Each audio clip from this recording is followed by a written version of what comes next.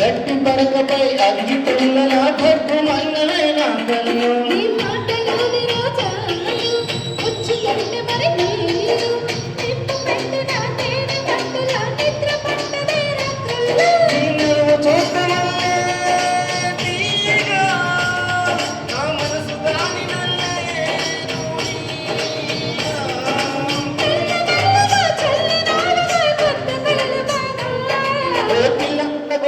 ఇల్లు కట్టేసినావే